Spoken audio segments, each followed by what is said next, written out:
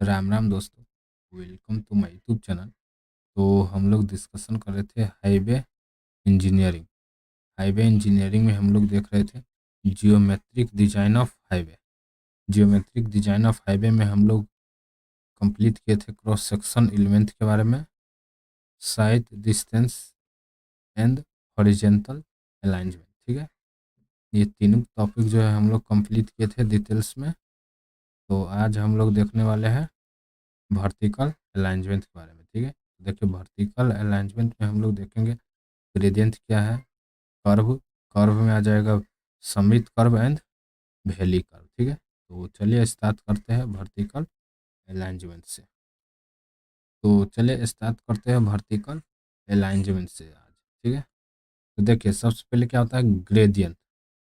Gradient किससे कहता है? तो ग्रेडियंट क्या होता है? Gradient is the rate of rise या fall along the length of road. ठीक है, जो राइज या फॉल होता है, मान लेते हैं ये रोड है, ये जो राइज हो रहा है। ठीक है, इसका मतलब ये क्या हो रहा है? राइज, ये रोड है। ठीक है, ये क्या हो रहा है? फॉल। तो जो राइज या फॉल होता है रोड में along the road with the horizontal, उसी को हम लोग क्या कहते हैं? ग्रेडियंट कहते हैं। ग्रेडियंट को रिप्रेजेंट किया जाता है 1/n के टर्म में या 1/n के टर्म में। ठीक है, इसके बाद हो जाएगा types of gradient.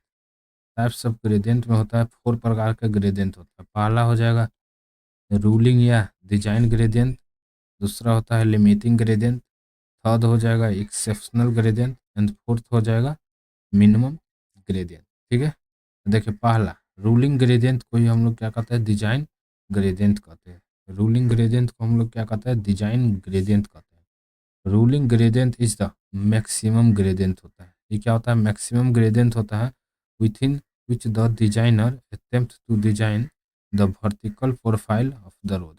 Ruling gradient जो होता है क्या होता है? मैक्सिमम ग्रेडियंट होता है। ठीक है, ये क्या होता है? मैक्सिमम ग्रेडियंट होता है। और रूलिंग ग्रेडियंट डिपेंड करता है जैसे डिजाइन स्पीड कैसा है, टेरेन कैसा है एंड टोपोग्राफी पर डिपेंड करता है रूलिंग ग्रेडियंट। ठीक है, इसका बाद हो जाएगा रूलिंग ग्रेडियंट जो होता है ना, 2 टाइम्स ऑफ कैम्बर होता है। रूलिंग ग्रेडियंट क्या होता है? 2 टाइम्स ऑफ कैम्बर होता है। ठीक है, किसके हिसाब से? As per IRC. आईआरसी ने दिया है कि रूलिंग ग्रेडियंट जो होता है क्या होता है? 2 टाइम्स ऑफ कैम्बर के बराबर होता है। ठीक है, उसी को हम लोग क्या कहते हैं? डिजाइन ग्रेडियंट भी कहते हैं रूलिंग ग्रेडियंट को। दूसरा हो जाएगा लिमिटिंग ग्रेडियंट। लिमिटिंग ग्रेडियंट जो होगा ना, लिमिटिंग ग्रेडियंट जो होगा ग्रेटर देन होगा रूलिंग ग्रेडियंट से। ठीक है, क्या होगा? लिमिटिंग ग्रेडियंट जो होगा ग्रेटर देन होगा रूलिंग ग्रेडियंट से। लिमिटिंग ग्रेडियंट कब प्रोवाइड करते हैं? लिमिटिंग ग्रेडियंट प्रोवाइड करते हैं कब? जब कॉस्ट ऑफ कंस्ट्रक्शन, देखिए, शुड बी अडॉप्ट व्हेन, कब? जब ruling gradient result in very high increase cost of construction.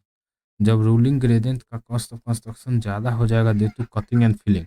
Cutting and filling जब करेंगे, मान लेते हैं ये रोड है, ठीक है, और यहाँ पर इसको कटिंग एंड फिलिंग करने में बहुत ज़्यादा रिक्वायर्ड हो जाएगा, उस केस में हम लोग क्या करते हैं? लिमिटिंग ग्रेडियंट प्रोवाइड करते हैं। ठीक है, लिमिटिंग ग्रेडियंट जो होगा ग्रेटर देन होगा रूलिंग ग्रेडियंट, जो प्रोवाइड किया जाता है हिली रीजन के केस में जनरली। ठीक है, बाद में हो जाएगा एक्सेप्शनल ग्रेडियंट। तो देखिए एक्सेप्शनल ग्रेडियंट प्रोवाइड करते हैं जब ruling gradient and limiting gradient जब यहाँ पर सुटेबल नहीं होगा। ठीक है, उस केस में हम लोग एक्सेप्शनल ग्रेडियंट को लेके चलते हैं। ठीक है, एक्सेप्शनल ग्रेडियंट जो होगा क्या होगा? ग्रेटर देन होगा limiting gradient and ruling gradient, दोनों से क्या होगा? ये ग्रेटर देन होगा। Exceptional gradient limited for short stretches not exceed about 100 metre at stretches. ठीक है, देखिए एक्सेप्शन ग्रेडियंट आप याद रखें कि जब प्रोवाइड करेंगे जब रूलिंग एंड लिमिटिंग ग्रेडियंट उस केस में एडॉप्ट नहीं हो पाएगा, तब उस केस में एक्सेप्शनल ग्रेडियंट का हम लोग यूज करते हैं। ठीक है, एंड फोर्थ हो जाएगा मिनिमम ग्रेडियंट। मिनिमम ग्रेडियंट हम लोग प्रोवाइड करते हैं ड्रेनेज पॉइंट ऑफ व्यू से। इसलिए drainage drainage point of view से हम लोग मिनिमम ग्रेडियंट प्रोवाइड करते हैं। ठीक है, जैसे मान लेते हैं टाइप्स ऑफ रोड, अगर सीमेंट रोड है तो उस केस में कितना प्रोवाइड करेंगे मिनिमम ग्रेडियंट? 1/500। ब्रिक रोड के केस में कितना हो जाएगा? 1/250 या 1 इन 250 से 1 इन 300 के बीच में हो जाएगा। ठीक है। बिटुमेन रोध के केस में कितना हो जाएगा? मिनिमम ग्रेडियंट 1 इन 250। यर्थन रोध के केस में कितना प्रोवाइड करेंगे? 1 इन 200। कितना हो जाएगा? 1 in 200। And high permissible soil, तो हाई परमिसिबल सॉइल के केस में प्रोवाइड करेंगे 1 इन 100। ठीक है। Minimum gradient at the hair pin bend grade is restricted 2.5%। Hair pin bend के केस में क्या होता है? रिस्ट्रिक्टेड होता है 2.5% ग्रेडियंट। ठीक है। पहले इसके बाद देखते हैं gradient for road in different terrain के केस में हम लोग जो ग्रेडियंट प्रोवाइड करते हैं, जैसे मान लेते हैं टेरेन है, ठीक है, और ग्रेडियंट में हो जाएगा rolling gradient, limiting gradient and exceptional gradient. मान लेते प्लेन एंड रोलिंग टेरेन है, ठीक है। प्लेन एंड रोलिंग टेरेन के केस में रोलिंग ग्रेडियंट में कितना प्रोवाइड करेंगे? वो 3.3%, जो कितना हो जाएगा? 1 इन 30। ठीक है। लिमिटिंग ग्रेडियंट होगा तो उस केस में कितना प्रोवाइड करेंगे? प्लेन एंड रोलिंग टेरेन के केस में लिमिटिंग ग्रेडियंट कितना प्रोवाइड करेंगे? 5%। प्लेन एंड रोलिंग टेरेन के केस में एक्सेप्शनल ग्रेडियंट कितना प्रोवाइड करते हैं? 6.7%। ठीक है। माउंटेनियस एंड स्टीफ टेरेन या हिली, ठीक है, माउंटेनियस या स्टीफ टेरेन या हिली रीजन हो, उस केस में जो होगा, अगर मान लेते हैं रिड्यूस लेवल का वैल्यू 3000 मीटर से ज़्यादा हो, ठीक है, कब? जब रिड्यूस लेवल का वैल्यू 3000 मीटर से ज़्यादा होगा तो उस केस में रूलिंग टेरेन होगा तो कितना प्रोवाइड करेंगे? रूलिंग के केस में प्रोवाइड करेंगे 5%, लिमिटिंग ग्रेडियंट के लिए प्रोवाइड करेंगे 6% एंड एक्सेप्शनल ग्रेडियंट प्रोवाइड करेंगे 7%। ठीक है।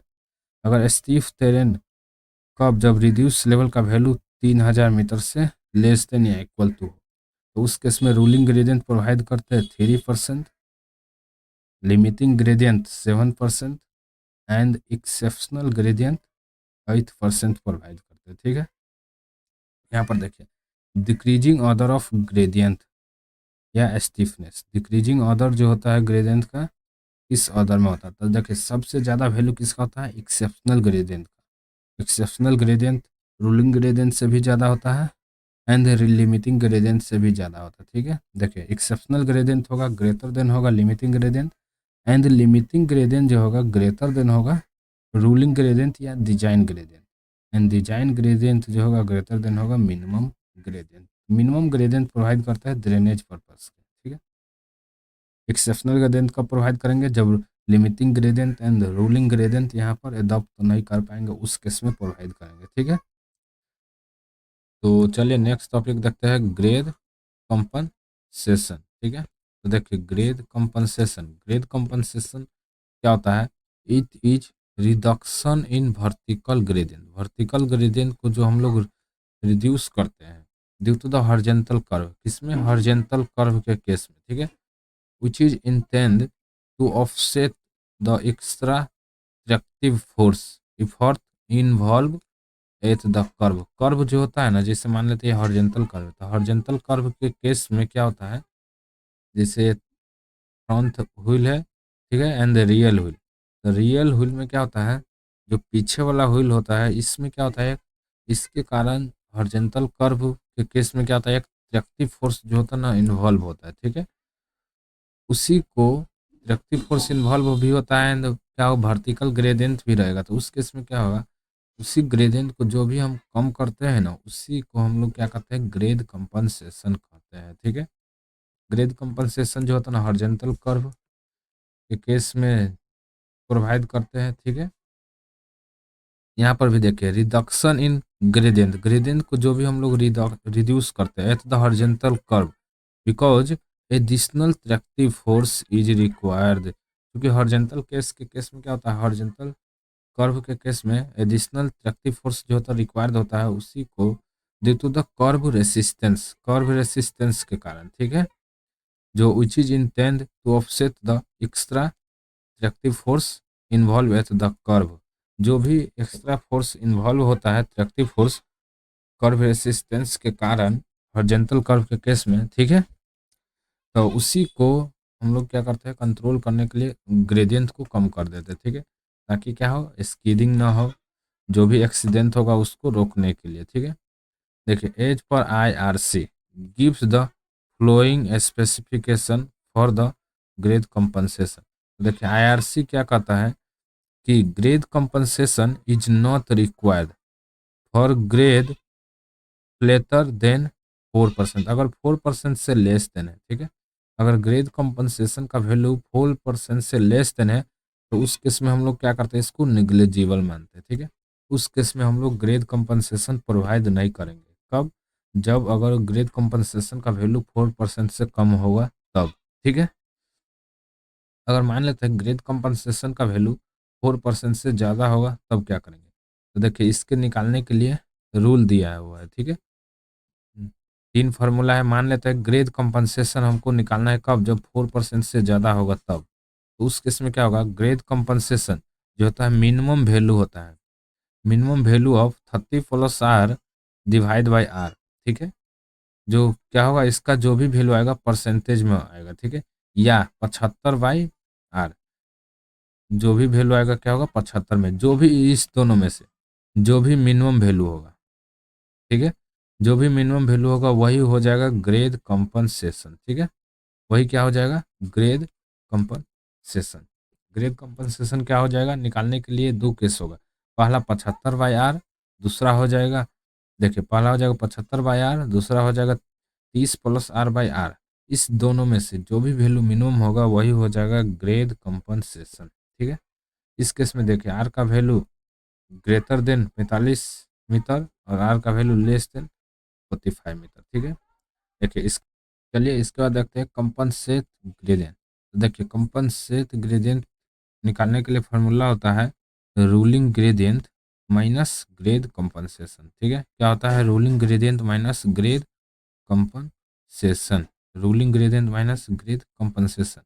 रूलिंग ग्रेडियंट का वैल्यू जो होगा ना, कभी भी लेस देन नहीं होना चाहिए 4% से, इस केस में भी, ठीक है। क्या होना चाहिए, हमेशा जो भी वैल्यू लेंगे 4% से ज़्यादा ही लेंगे, ठीक है। कंपनसेट ग्रेडियंट का वैल्यू जो होगा 4% से ज़्यादा ही होगा, ठीक है। चलिए इसके बाद देखते हैं नेक्स्ट टॉपिक, वर्टिकल कर्व। तो वर्टिकल कर्व दो प्रकार का होता है, पहला होता है सममित कर्व, दूसरा होता है वैली कर्व, ठीक है। तो देखिए सममित कर्व, सममित कर्व में क्या होता है, सममित कर्व को ही हम लोग क्या कहते हैं, क्रेस्ट कर्व भी कहते हैं, ठीक है। सममित कर्व को क्या कहते हैं, क्रेस्ट कर्व कहते हैं। सममित कर्व हैव कन्वेक्सिटी अपवाद। सममित कर्व में क्या होता है, कन्वेक्सिटी जो होता है ना अपवाद होता है। देखिए इसका फिगर क्या होगा सममित कर्व का, ये देखिए ऐसे जो होगा ना सममित कर्व का फिगर होगा ऐसे, जो भी होगा गाड़ी यहाँ से जाएगा, ठीक है। तो उसी को हम लोग क्या कहते हैं, सममित कर्व कहते हैं। तो सममित कर्व में क्या होता है, कन्वेक्सिटी होता है अपवाद, ठीक है। सममित curve design is govern by the criteria, जो भी लेते हैं ओनली क्या करते हैं, साइड डिस्टेंस। सममित कर्व का जो हम लोग डिजाइन करते हैं उसमें क्या करते हैं, हमेशा साइड डिस्टेंस पर ही डिजाइन किया जाता है सममित कर्व, ठीक है। सममित कर्व हम लोग डिजाइन करते हैं किस पर, साइड डिस्टेंस पर ओनली। नेक्स्ट पॉइंट में क्या करा है, सर्कुलर, सर्कुलर शेप जो होता है ना सममित कर्व का इज आइडियल होता है, ठीक है। सर्कुलर जो भी शेप होगा उसी को हम लोग क्या करते हैं, सममित कर्व में आइडियल मानते हैं। At the side distance available through out the length of circular curve is constant. उस केस में क्या होता है, सर्कुलर कर्व कांस्टेंट रहता है, इससे क्या होता है, विजिबिलिटी क्लियर होता है, ठीक है। क्लियर विजिबल होने के लिए सर्कुलर कर्व जो होता है क्या होता है, आइडियल शेप मानते हैं सममित कर्व के केस में, ठीक है। नेक्स्ट पॉइंट में क्या करा है, simple parabola as a summit curve is easy to construct. देखिए सिंपल पैराबोला जो होता है ना easy to construct and also fun to give good riding comfort to, because of this reason is actual practice a simple parabola curve is use as a summit curve instant of the circular curve. इसका कहने का मतलब वही है कि parabola जो होता है ना, सिंपल पैराबोला जो होता है ना, गुड कंफर्ट प्रोवाइड करता है, इजी ड्राइविंग, ठीक है, इजी होता है ड्राइविंग करने के लिए। इसलिए हम लोग क्या करते हैं, सममित कर्व में सर्कुलर कर्व ही जो होता है उसी को हम लोग डिजाइन करते हैं, ठीक है, उसी पर। और जब भी डिजाइन करेंगे ओनली साइड डिस्टेंस क्राइटेरिया पर ही डिजाइन करेंगे, ठीक है। देखिए सममित कर्व में 4-5 पॉइंट जो है ना वेरी इंपॉर्टेंट है, जो अभी हम बताने जा रहे हैं, ठीक है। 3 गो पॉइंट जो है इंपॉर्टेंट है, ठीक है, जो ऑब्जेक्टिव ही इससे आता है। देखिए पॉइंट ऑफ वर्टिकल इंटरेक्शन, देखिए ये मान लेते हैं समित कर्व का फिगर है, ठीक है। जिसमें भी होगा ना, देखिए ऑलवेज जो होगा पॉइंट ऑफ वर्टिकल इंटरेक्शन क्या होगा, हमेशा क्या होगा, एभव होगा, ठीक है, एभव द कर्व होगा, ठीक है, याद रखना। Point of vertical interaction point जो भी होता है यहाँ पर, जिससे हम क्या कहते हैं, पी वी आई भी कह सकते हैं, या आई कहते हैं, ठीक है। जो भी होता है क्या होता है, हमेशा एभव होता है कर्व से, ठीक है, पहला पॉइंट ये। दूसरा होगा सममित कर्व जो होता है ना, कन्वेक्सिटी अपवर्ड, अपवर्ड जब भी होगा क्या होगा, कन्वेक्सिटी होता है। सममित कर्व के केस में कन्वेक्सिटी होता है अपवर्ड, ठीक है। एंड कॉनकेव जो होता है ना क्या होता है, डाउनवर्ड होता है। इसके बाद हो जाएगा इसमें जो भी होता है 2 डिग्री पैराबोला बनता है, क्या बनता है, 2 डिग्री पैराबोला जनरली प्रिफेर किया जाता है सममित कर्व के केस में, ठीक है। सममित कर्व, सममित कर्व के केस में हम लोग क्या करते हैं, 2 डिग्री पैराबोला प्रिफेर करते हैं, ठीक है। इसके बाद देखिए यहाँ पर टाइप्स ऑफ सममित कर्व में डिफरेंट डिफरेंट कर्व को दर्शाया है, ठीक है।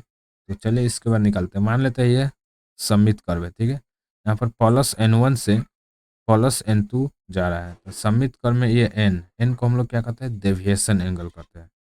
बड़का एन को हम लोग क्या कहते हैं, डेविएशन एंगल कहते हैं, ठीक है। जो क्या होता है, तो एन निकालने के लिए रूल होता है, डेविएशन एंगल जो होता है क्या होता है, अलजेब्रिक सम होता है। ये क्या होता है, algebraic difference between the gradient होता है। ये क्या होता है, अलजेब्रिक, ठीक है, अलजेब्रिक डिफरेंस होता है बिटवीन द ग्रेडियंट, ठीक है। एन निकालने के लिए क्या होता है, ये अलजेब्रिक डिफरेंस होता है बिटवीन द ग्रेडियंट। तो देखिए एन निकालने के लिए N1 माइनस N2 हो जाएगा, अलजेब्रिक डिफरेंस होगा, तो क्या हो जाएगा, पहला केस में N1 माइनस N2 हो जाएगा, ठीक है।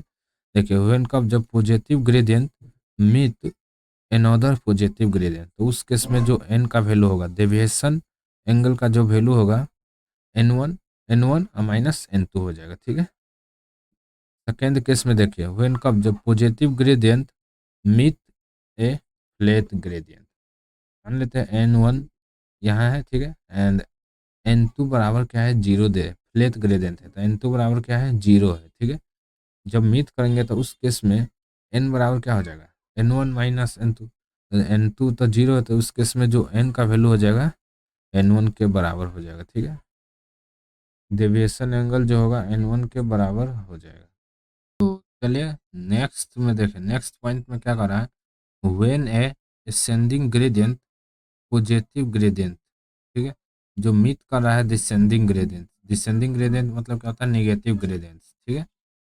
अगर मीट कर रहा है, जैसे मान लेते हैं N1, तो इस केस में क्या हो जाएगा, जैसे यहाँ पर थर्ड पॉइंट देखो, प्लस N1 से मीट कर रहा है माइनस N2 से, ठीक है।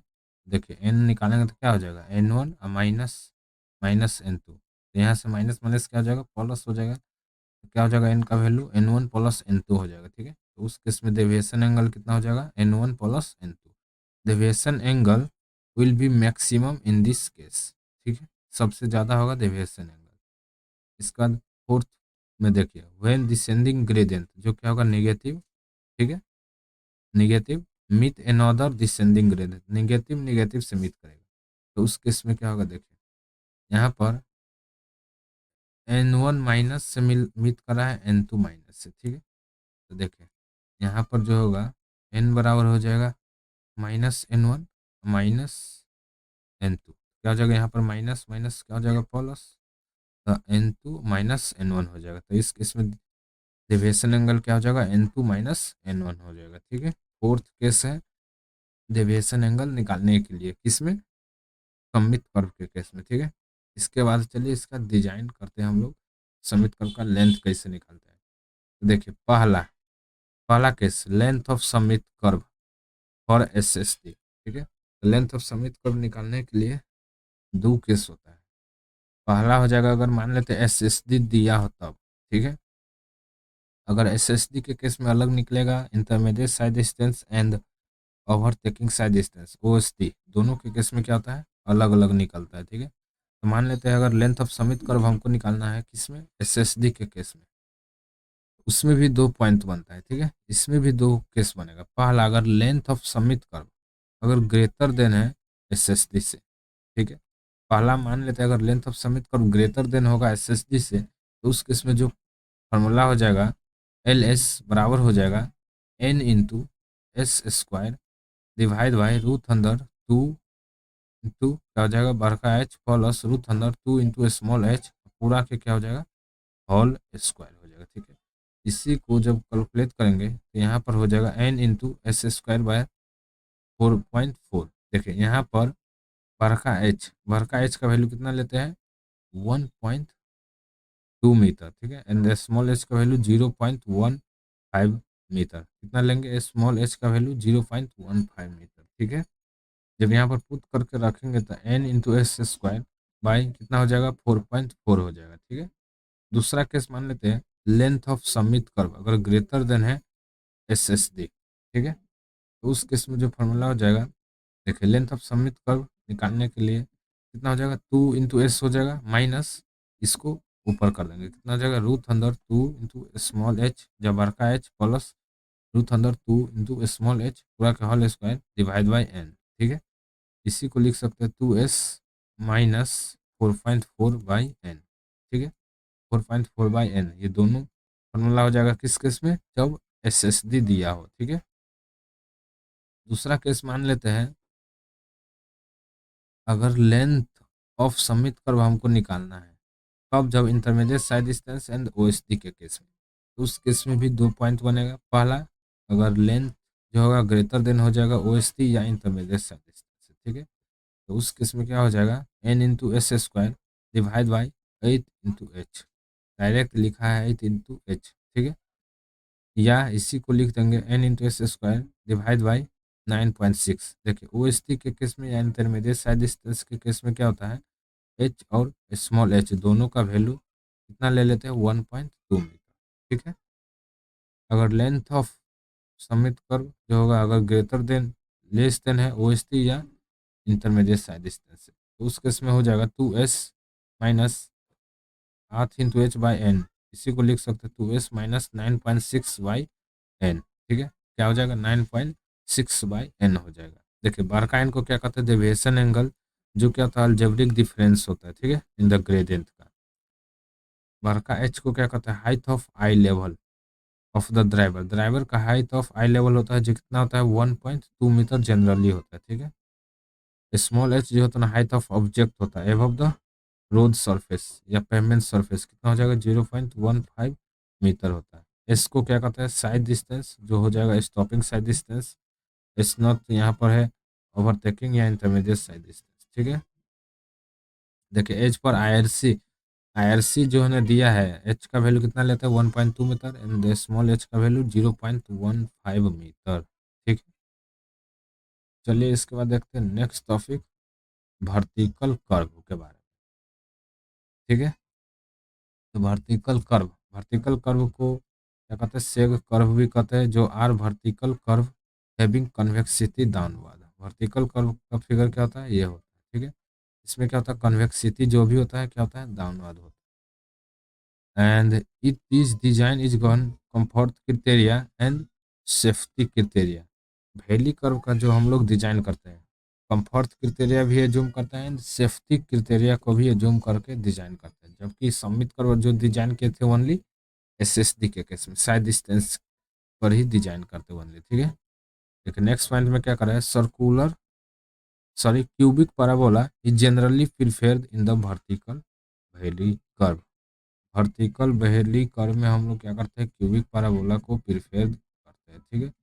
Equation of cubic parabola, equation क्या होता है क्यूबिक पैराबोला का y बराबर होता है बी इंटू एक्स क्यू या स्मॉल बी बराबर होता है 2n बता 3 इंटू एल क्यू, ठीक है।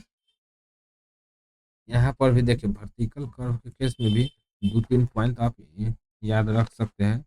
जैसे यहाँ पर क्या था पॉइंट ऑफ इंटरसेक्शन, जो भी पॉइंट ऑफ इंटरसेक्शन होता है वो वर्टिकल इंटरसेक्शन की क्या होता है डाउनवर्ड होता है, बिलो द कर्व होता है, ठीक है।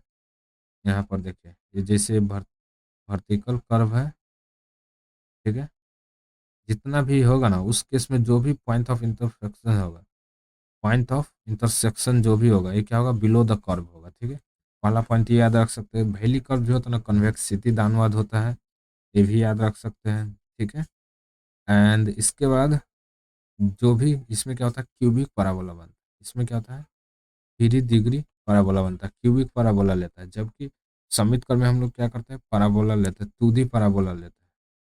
समित कर्व के केस में 2D parabola and valley curve के केस में क्या लेते हैं 3D पैराबोला लेते हैं। ठीक है, क्यूबिक पैराबोला। ये पॉइंट जो है ना बहुत ही ज़्यादा इंपॉर्टेंट है एग्जाम पॉइंट ऑफ व्यू से। ठीक है, देखिए types of valley curve. Types of valley curve में भी डेविएशन एंगल जो हमको निकालेंगे इसमें भी फोर्थ केस बनता है। ठीक है, लेकिन इसमें डेविएशन एंगल निकालने के लिए अलग रूल होता है। ठीक है, इसमें क्या होता है हमेशा जो भी वैल्यू लेंगे पॉजिटिव वैल्यू में ही आएगा। ठीक है, क्या होता है अलजेब्रिक डिफरेंस होता है ग्रेडियंट का, लेकिन मोड में लेंगे। देखिए डेविएशन एंगल जो हम लोग निकालते हैं ये क्या होता है इस केस में मोड में आएगा अलजेब्रिक डिफरेंस। ठीक है, क्या होगा अलजेब्रिक जो भी डिफरेंस हम लोग लेते हैं ग्रेडियंट का एक इसमें क्या करेंगे इसमें मोड रहा है हमेशा पॉजिटिव में ही आएगा। ठीक है, देखिए पहला केस मान लेते हैं व्हेन डिसेंडिंग ग्रेडियंट, मतलब निगेटिव ग्रेडियंट मीट कर रहा है नॉर्दर डिसेंडिंग ग्रेडियंट से। पहला केस यहाँ पर देखिए n1 minus N one meet कर रहा है माइनस n2 से। ठीक है, तो इस केस में देखिए यहाँ पर निकालने के लिए क्या हो जाएगा हमेशा अलजेब्रिक डिफरेंस होगा, क्या हो जाएगा -n1 माइनस माइनस प्लस हो जाएगा तो क्या हो जाएगा n2 प्लस हो जाएगा। ठीक है, तो उस केस में जो फाइंड आउट निकलेगा हमको कितना निकलेगा n2 माइनस n1 हमेशा क्या होगा पॉजिटिव में आएगा तो n2 माइनस n1 हो जाएगा। ठीक है, देखिए दूसरा केस में है when descending gradient meet a flat gradient. मान लेते हैं डिसेंडिंग ग्रेडियंट -n1 जो है मीट कर रहा है फ्लैट ग्रेडियंट n2 बराबर 0 से। इस केस में जो डेविएशन एंगल हो जाएगा -n1 के बराबर हो जाएगा। ठीक है, कितना हो जाएगा -n1 के बराबर हो जाएगा डेविएशन एंगल। थर्ड में देखिए when descending gradient meet an ascending gradient. ठीक है, देखिए थर्ड पॉइंट में -n1 जो मीट कर रहा है प्लस n2 से, इस केस में भी निकालिएगा तो कितना होगा -n1 प्लस n2 हो जाएगा। क्या हो जाएगा माइनस हो जाएगा कोस्ट में हो जाएगा n1 प्लस n2, क्या हो जाएगा -n1 प्लस n2। ठीक है, इसके बाद फोर्थ केस में अगर n1 प्लस n1 मिल रहा है प्लस n2 से। ठीक है, इस केस में जो डेविएशन एंगल हो जाएगा n2 प्लस n1 कितना हो जाएगा n2 प्लस n1 हो जाएगा। ठीक है, या n1 प्लस n2 या n2 प्लस n1 दोनों एक ही चीज़ है। ठीक है, चलिए इसके बाद निकालते हैं। देखिए यहाँ पर maximum deviation angle is obtained. Third case में जो होता है ना मैक्सिमम डेविएशन एंगल ऑब्टेन्ड होता है। फोर्थ में क्या when ascending gradient meet another descending another ascending gradient n2 जो होगा -n1 के बराबर हो जाएगा। ठीक है, तो चलिए नेक्स्ट में हम लोग फाइंड आउट करते हैं लेंथ ऑफ वैली कर्व।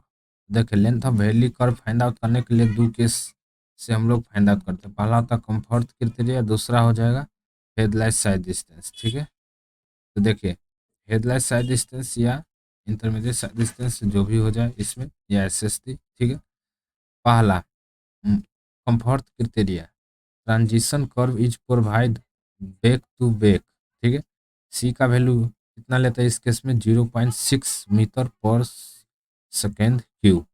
सी जो होता है ना उसे हम क्या कहते हैं रेट ऑफ सेंट्रीफ्यूगल एक्सक्रेशन कहते हैं। सी को क्या कहते हैं rate of change of centrifugal excretion. ठीक है, तो देखिए लेंथ ऑफ वैली कर्व का फार्मूला क्या हो जाएगा कंफर्ट क्राइटेरिया के हिसाब से 2 टाइम्स ऑफ कितना हो जाएगा 2 times of n into V Q small V Q by C पूरा का पावर हो जाएगा 1/2।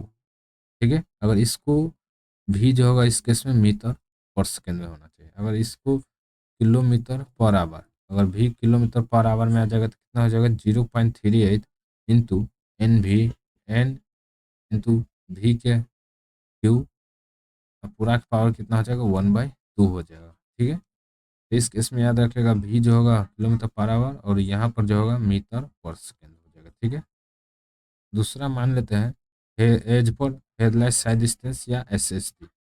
देखिए पहला केस हो जाएगा पैराबोलिक कर्वेज प्रोवाइड। ठीक है, पहला केस इसमें देखिए, अगर length of valley curve greater then है एच एस डी, ठीक है। अगर लेंथ ऑफ वैली कर्व जो होगा ग्रेटर देन होगा, तो इस केस में कितना हो जाएगा, N into S square by two into small h plus two S into tan alpha बराबर, इसी को हम लोग लिख सकते हैं स्मॉल एच का वैल्यू कितना होता है 0.15 मीटर, कितना होता है 0.75 मीटर लिया जाता है किसमें, हेडलाइट साइड डिस्टेंस के केस में, ठीक है। एंड बीम एंगल कितना हो जाएगा 1 डिग्री, अल्फा को क्या कहते हैं बीम एंगल। जब यहाँ पर मान रखेंगे तो कितना हो जाएगा N into S square by 1.5 plus 0.035 into S हो जाएगा, ठीक है। कब, जब length of valley curve greater than हो जाएगा एच एस टी से। अगर मान लेते हैं दूसरा केस, length of valley curve less than है एच एस टी, ठीक है। उस केस में कितना हो जाएगा 2 times of S minus 2 into small h plus 2 into S into 10 alpha by N, ठीक है। या इसमें जब मान पुट करके रखेंगे तो कितना हो जाएगा 2 into S minus 1.5 plus 0.035 into S बता एन हो जाएगा, ठीक है। कब, जब length of valley curve less then होगा एच एस, ठीक है। देखिए एच एस डी को कहते हैं हेडलाइट साइड डिस्टेंस, भी जो होगा डिजाइन स्पीड जो किलोमीटर पर आवर में होना चाहिए, स्मॉल एच एवरेज हाइट जो होगा हेडलाइट का 0.75 मीटर, भी जो होता है स्मॉल भी जो मीटर पर सेकंड में होना चाहिए, बड़का एन जो होगा डेविएशन एंगल, अल्फा को क्या कहते हैं बीम एंगल जो कितना होता है 1 डिग्री जनरली होता है, ठीक है। सी को क्या कहते हैं rate of change of centrifugal acceleration, ठीक है। यहाँ पर देखिए position of lowest point of valley curve for starting of the curve find out करने के लिए क्या होता है फॉर्मूला n1 बता 2n पूरा का पावर कितना हो जाएगा 1/n हो जाएगा, n2 क्या हो जाएगा v। यहाँ से हम लोग पोजीशन निकाल सकते हैं लोवेस्ट पॉइंट का, ठीक है, इसमें वैली कर्व के केस में। नोट में याद रखिए ये भी क्या है इंपॉर्टेंट है, लेंथ ऑफ ट्रांजिशन कर्व कितना हो जाएगा एल एस बराबर होता है वी क्यू बता सी आर, याद रखिए लेंथ ऑफ ट्रांजिशन कर्व का फॉर्मूला क्या होता है वी क्यू बता सी आर। दूसरा में मिनिमम हाइट ऑफ हेडलाइट कितना होता है 0.75 मीटर, कितना होता है 0.75 metre. Generally cubic parabola is preferred valley curve के केस में क्या करते हैं क्यूबिक पैराबोला प्रिफेयर करते हैं, जबकि समित कर्व के केस में 2D पैराबोला होता है, ठीक है। लेंथ ऑफ वैली कर्व क्या होता है 2 टाइम्स ऑफ ट्रांजिशन कर्व होता है, ये भी इंपॉर्टेंट है। लेंथ ऑफ वैली कर्व जो होता है ना कितना होता है 2 टाइम्स ऑफ ट्रांजिशन कर्व के बराबर होता है, ठीक है। चलिए इसका देखते हैं सेफ्टी क्राइटेरिया। तो देखिए सेफ्टी क्राइटेरिया में क्या हो जाएगा, in this case driver should have adequate headlight sight distance at any part of country. यहाँ पर देखिए मिनिमम रेडियस जो होगा R metre of the valley curve पर क्यूबिक पैराबोला, हम लोग मिनिमम रेडियस निकालते हैं, तो मिनिमम रेडियस बराबर होता है length of transition curve by N. Length of transition curve देखिए लेंथ ऑफ वैली कर्व जो होता है ना 2 times of length of transition curve, यहाँ से एल एस बराबर हो जाएगा length of valley curve divide by 2। तो यहाँ से जब रखेंगे तो कितना हो जाएगा length of valley curve divide by 2n के बराबर हो जाएगा। मिनिमम रेडियस फाइंड आउट करने के लिए क्या हो जाएगा फॉर्मूला एल भी बता 2n हो जाएगा, ठीक है। तो यहाँ से मेरा चैप्टर 2 जो हो जाएगा कंप्लीट हो जाएगा ज्योमेट्रिक डिजाइन ऑफ हाईवे, ठीक है। और चैप्टर स्टार्ट करेंगे नेक्स्ट क्लास में, ठीक है। तो आज के लिए इतना ही, अगर वीडियो अच्छा लगा हो तो लाइक शेयर एंड कमेंट जरूर करें। धन्यवाद।